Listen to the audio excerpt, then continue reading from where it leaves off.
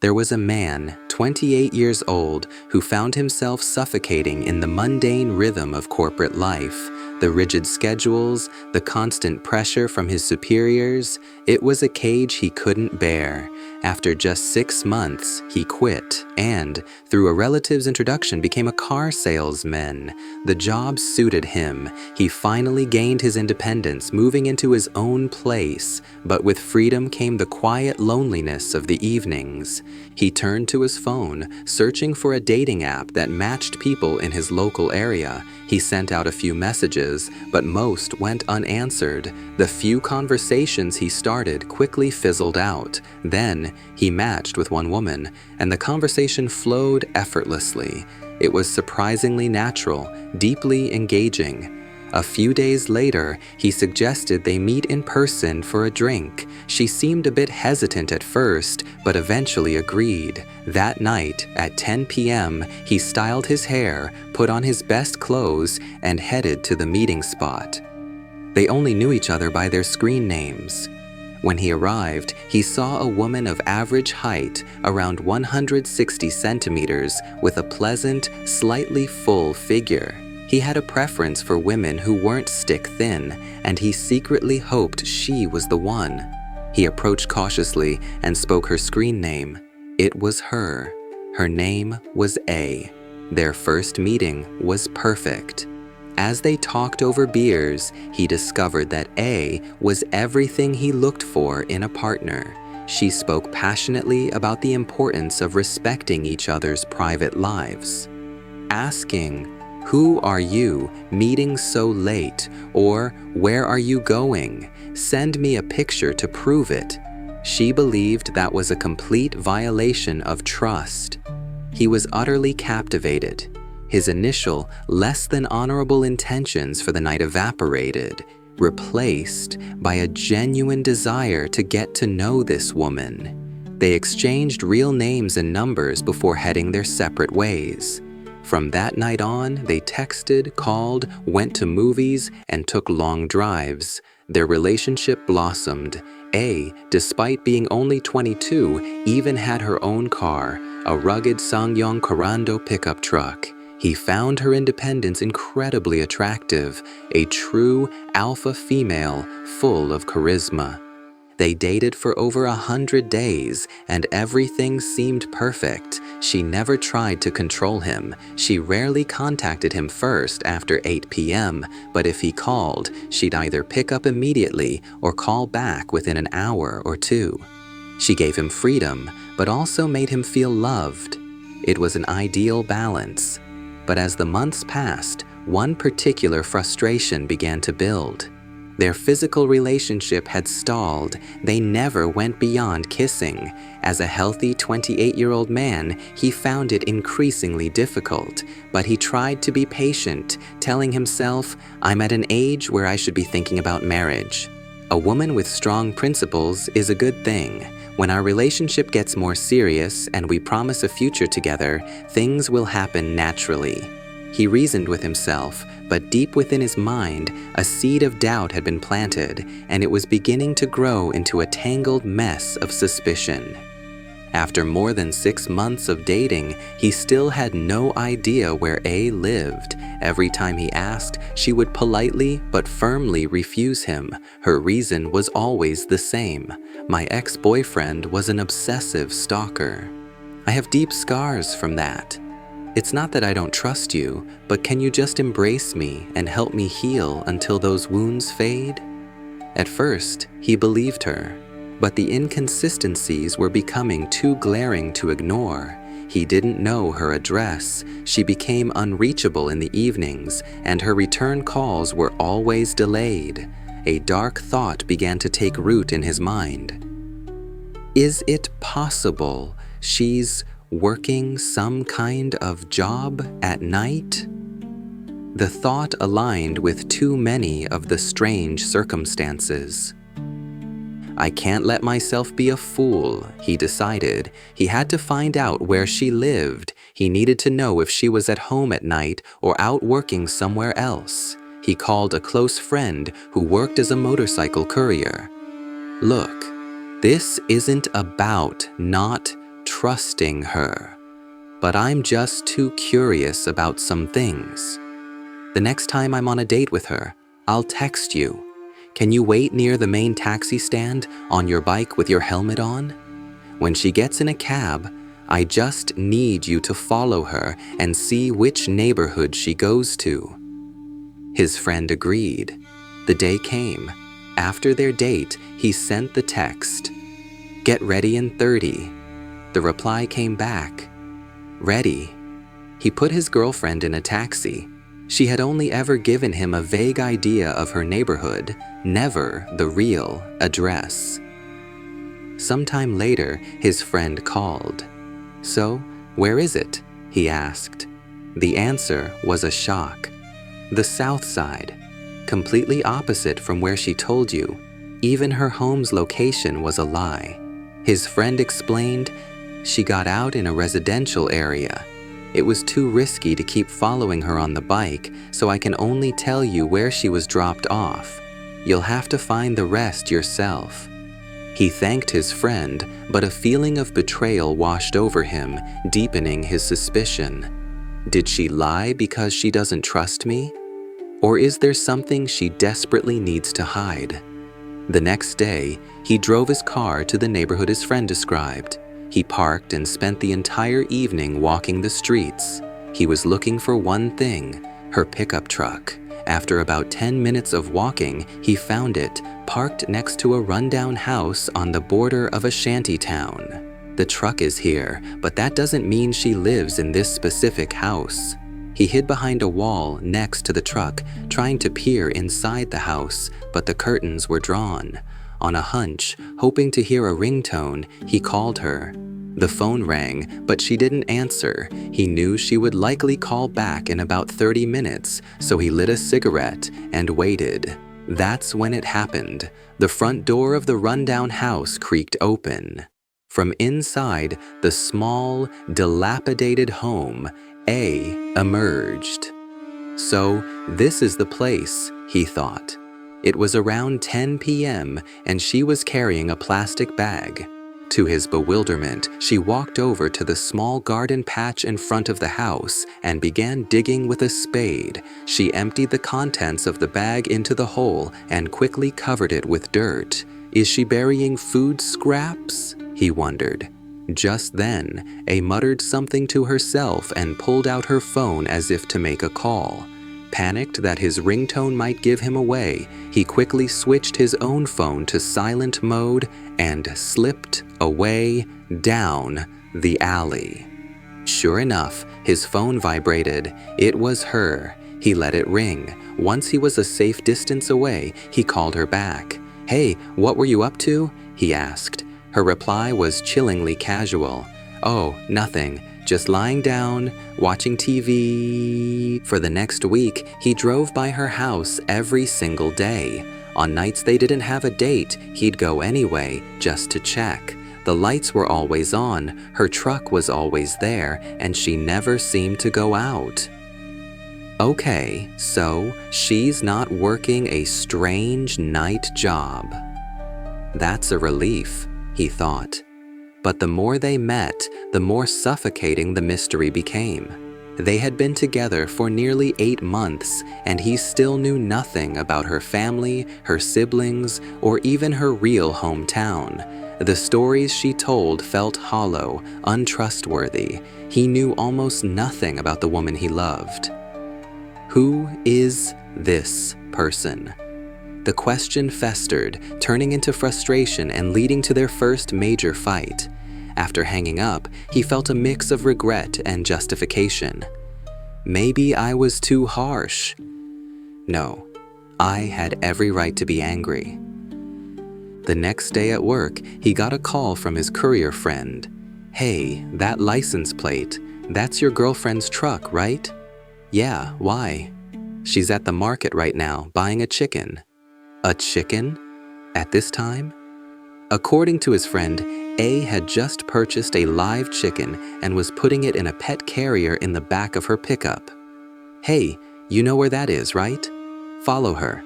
I need you to follow her and see where she goes. Don't ask why." His friend agreed. A while later, the call came. I followed her to the entrance of a rural village, but I couldn't go any further without being seen. Anyway, I tracked her. The location his friend gave him was the same area where he'd first spotted her truck. She has no family or friends here. What is going on? He decided to use his skills as a salesman. He went to the chicken shop at the market and asked the owner about A. It's not every day you see a young woman buying a live chicken. Did a woman in a pickup truck come by here? The owner was wary at first, but when he explained, I think my girlfriend might be buying it for another man. I have some suspicions.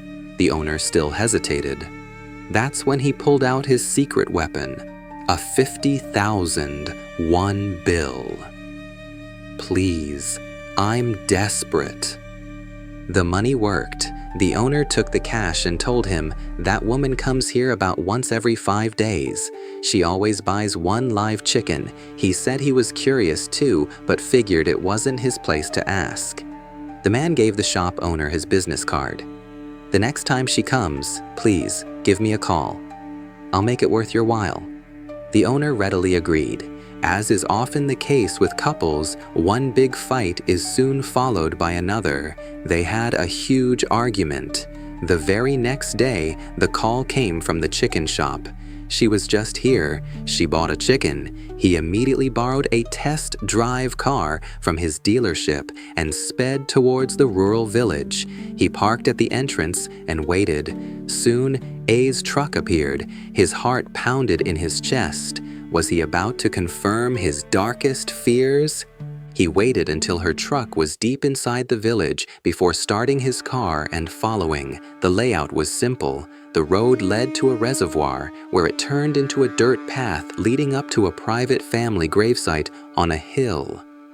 A was driving up that secluded path. She has no family buried here. Something is wrong. He parked his car where the dirt path began and proceeded on foot. After walking for about 5 minutes, he saw her truck. He crept closer, hiding behind the trees, and watched.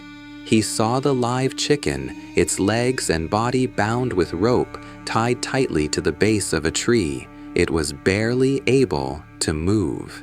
And then she began to beat the chicken relentlessly with a baseball bat, a scene of pure, unhinged violence.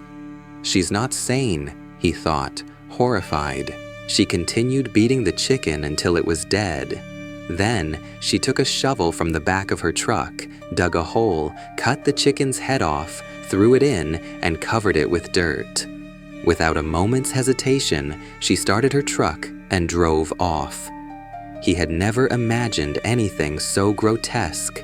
In shock and terror, he scrambled up the side of the path to avoid her descending truck.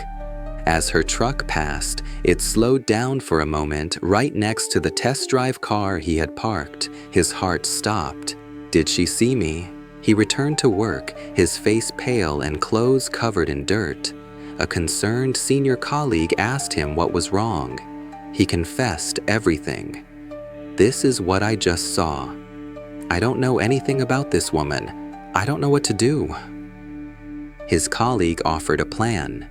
Listen, don't take this the wrong way. I have a friend who owns a bar in another neighborhood. Make up with your girlfriend and then sweet talk her into going there for a drink. I'll call my friend ahead of time. He'll pretend to do a random ID check on you both.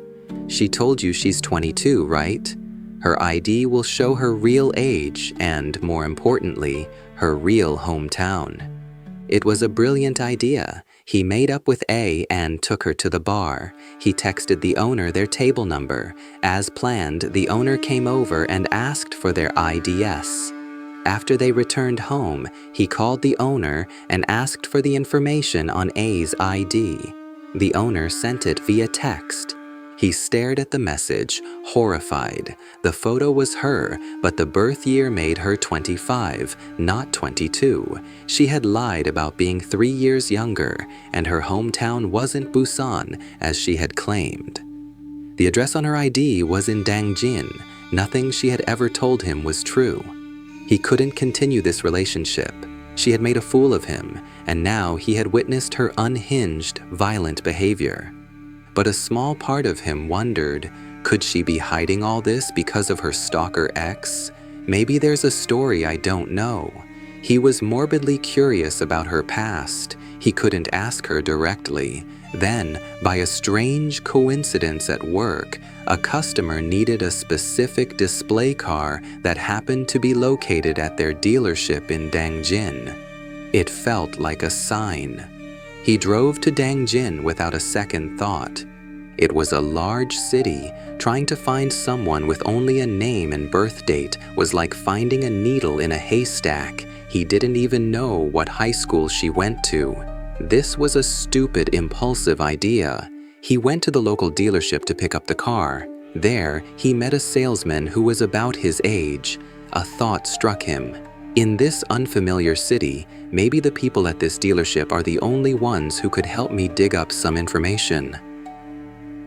He told the salesman A's name and birth year and asked if he knew her. The salesman was dismissive. How would I know from just a name? He scoffed. But if she was a famous troublemaker in school, I might be able to find something out. He gave the salesman his business card and pleaded with him to call if he found anything, briefly explaining his desperate situation. The salesman agreed. Back in his own city, he was relaxing at home that evening when he got a call from an unknown number. It was the salesman from Dangjin. "I'm going to send you a photo from a school yearbook in a minute," he said. "If the face matches, it's her. But first, you need to hear this." The story he told was chilling. A was infamous in her hometown as the weirdo outcast, the psycho. She was quiet, never made eye contact, but would occasionally snap, once stabbing a classmate with a pen. In middle school, she dated a high school boy who, along with his friends, planned to humiliate her. When she found out, she attacked him with a box cutter, slashing his face. She was, in his words, completely unhinged. There were rumors she had been sent to a mental institution, or even that she had taken her own life. No one had seen her in town for years. Then, the yearbook photo came through on his phone. It was her. So that's why she moved away, he thought, the pieces clicking into place. He wondered, is she possessed by something, acting against her will? But deep down, he knew that was a lie. He knew he had to end it. He would meet her the next day and tell her it was over, but circumstances delayed their meeting for 2 days. When they finally met, he was ready to break it off, but she was being unusually sweet and affectionate. He couldn't find the right moment. Hours passed. Suggested they go for a drive. She drove. He sat in the passenger seat, thinking, how can someone so bright and cheerful be the same person who beat a chicken to death, who has this dark past, who lies so easily? He let her drive, lost in thought. He soon realized where they were going. She drove to the same rural village, to the exact spot by the dirt path, and parked the car. A cold dread washed over him. But he was a man of average build, nearly 178 centimeters. He told himself there was no reason to be afraid of a woman. She broke the silence. "Babe," she said, her voice soft. "Is there something you wanted to talk to me about today?" He froze. How does she know? His mind raced. He tried to play it off. "What are you talking about? We're just on a date." He decided he would break up with her over the phone when he got home. Then she spoke again, her voice losing its warmth. "This is your last chance. If you have something to say to me, say it now." He knew she knew. "All right," he confessed. "I know you've been hiding a lot, so I did some digging. I found out where you're from. I heard about you from a salesman there. I can't understand why you would hide everything. It's suffocating." "So you're going to leave me too, is that it?" she asked. he felt a terrifying energy coming from her, something far more menacing than her physical size. He knew he couldn't say the words, "Let's break up." He had to lie his way out. "If I had found out everything and was planning to leave you, would I have spent today having fun with you? Have I acted any differently? If you're hurting from your past, I'm the kind of person who wants to share that pain with you." His desperate performance worked. A began to cry. "I really thought you were going to leave me," she sobbed. "To know that you understand me like this. I'm so touched and so sorry." She buried her face in his chest, weeping. He was horrified. "This is insane. I need to get out of here and end this over text," he thought. She stopped crying and looked up at him. "But babe," she whispered, "why is your heart beating so fast?" He felt like ice was flooding his veins. Did she hear my heart pound when she was burying the chicken? She lifted her head and her eyes. Her eyes had flipped. The pupils turned sharp and predatory, like a cat's in the dead of night. She made a hissing sound and lunged, her hands clamping around his neck, nails digging into his skin. He grabbed her wrists, trying to pull her off, but her strength was shocking. As he struggled, his eyes darted to the side. In the cup holder, he saw a large box cutter. If she gets that, she could gut me. A's hand started moving towards the blade. In a moment of pure survival instinct, he punched her in the face with all his might. She recoiled, her hands flying to her face, and in that instant, he threw open the passenger door and scrambled out of the truck. He looked back at her, a pang of fear and guilt hitting him, but he had acted to save his own life. She lifted her face. It was bruised and swelling, but her eyes burned with a murderous rage. She hissed his name, the cutter. "I can't fight her. I have to run." But as he turned to flee, A slid into the driver's seat, slammed the truck into gear, and accelerated straight at him, intending to run him down. He scrambled off the dirt path and into the woods, running for his life. The truck couldn't follow him there. He ran until he reached the main road at the bottom of the hill and called his friend. "Come get me. I'm at that village. You have to come get me now. She's a complete psycho." His friend came and drove him home. He sat in his apartment, his mind reeling. "I'm ruined. I assaulted her. She'll go to the police and they'll believe her over me. My neck has a few scratches, but her face is a mess. Am I going to jail?" He waited for the inevitable police call, but nothing happened. About 10 days later, he got a call. It was A's parents. "Our daughter is actually afflicted by a spirit," they explained. "We took her to shamans and thought she was cured. We are so sorry this happened. We have no intention of pressing charges. We just hope you can understand that she is very sick because of this spirit." They suggested it was best for everyone if they simply cut ties and moved on. But here is the truly terrifying part. He knew with absolute certainty that A was not possessed. He remembered that first night he found her house when he heard her muttering to herself before calling him. She had said, "Ugh, I was having fun." And of course, he has to call right now. In every moment, A had been acting. She wasn't possessed, she was a psychopath. She had constructed an elaborate lie to manipulate her parents, to make them worry and care for her, giving her the freedom to indulge her twisted impulses. He told her parents everything he had seen, but they refused to believe him. "Not our daughter." They couldn't accept it. "Believe what you want," he told them.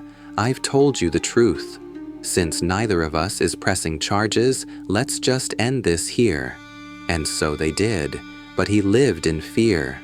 "I don't know what she's capable of, or when she might show up." So, he took one final, defiant step. He sent A single text message. "If you ever show your face to me again, I will kill you." She never replied, and he never saw her again. It was the most bizarre and horrifying experience of his life. But there was one last piece to the puzzle. Months later, he happened to be driving near her old neighborhood and saw a crude, handwritten "For Rent" sign on the house. He called the landlord's number. "I'm asking about your previous tenant. Was there anything wrong with the house?" The landlord's answer made his blood run cold. "We had to dig up the garden because of a horrible rotting smell. We found bones, all sorts of animal bones." And then he added, "I thought that woman was crazy.